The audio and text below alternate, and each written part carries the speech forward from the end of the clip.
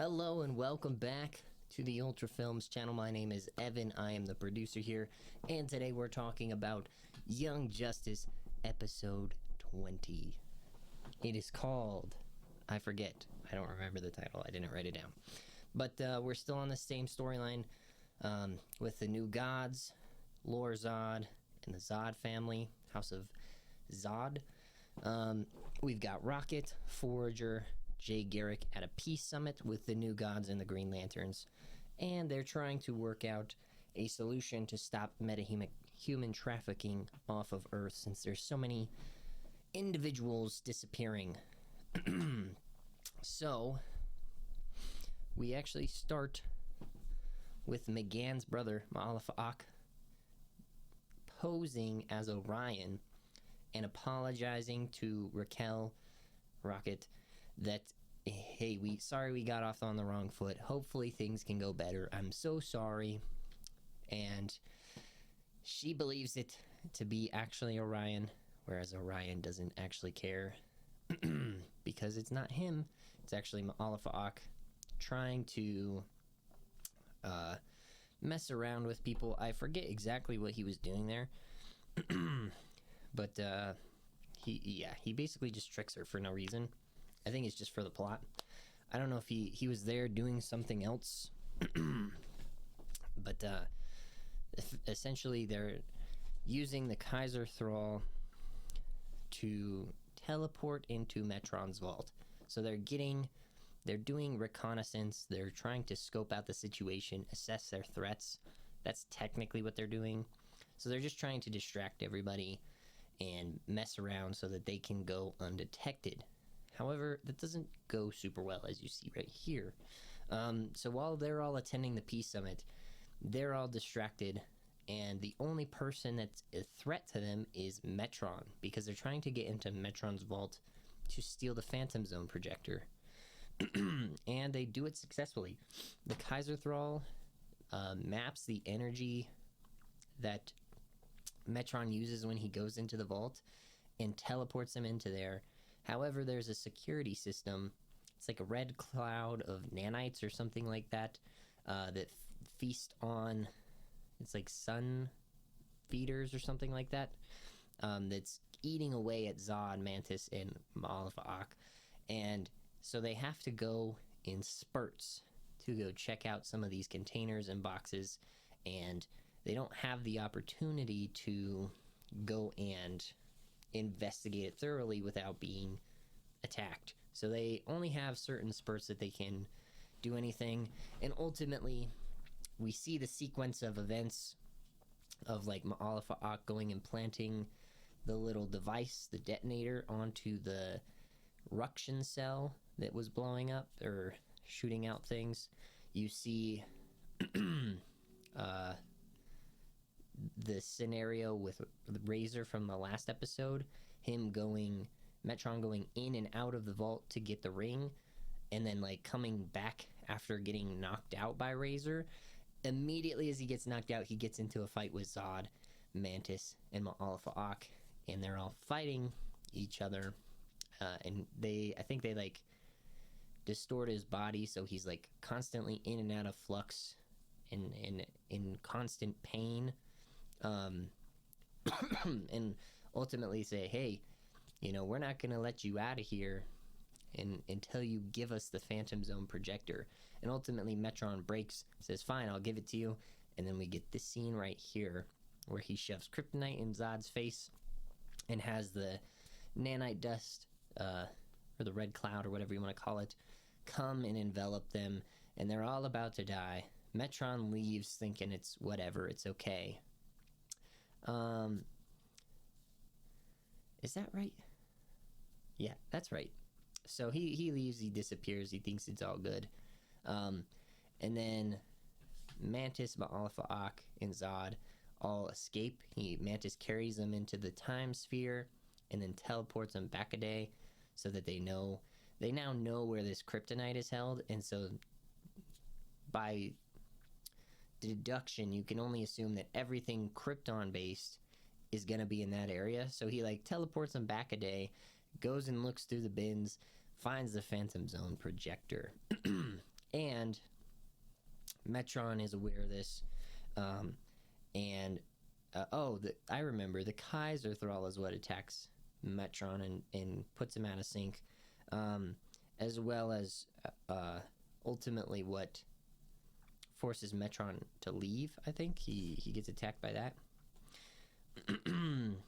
But yeah, so they ultimately go back in time one day, and they're also in sync with the time, like in time again. So like they're affecting the time stream. I'm curious to see whether or not Bart and the Legion of Superheroes, the two remaining members, show up here soon. I believe they will.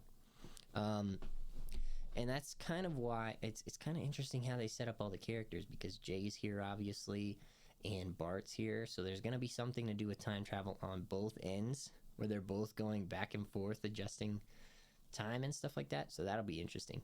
I think, I'm not sure exactly what will happen. That's like the main storyline of this.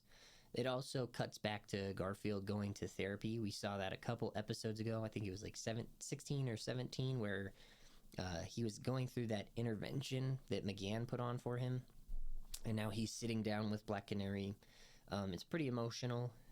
And he's realizing, yeah, no, I need help. I don't know how to overcome this. I'm dealing with a lot. And he finally admits that he needs help, which is very, very good for him. And obviously, what we've seen this whole time is Connor is in the Phantom Zone with the Phantom Girl. And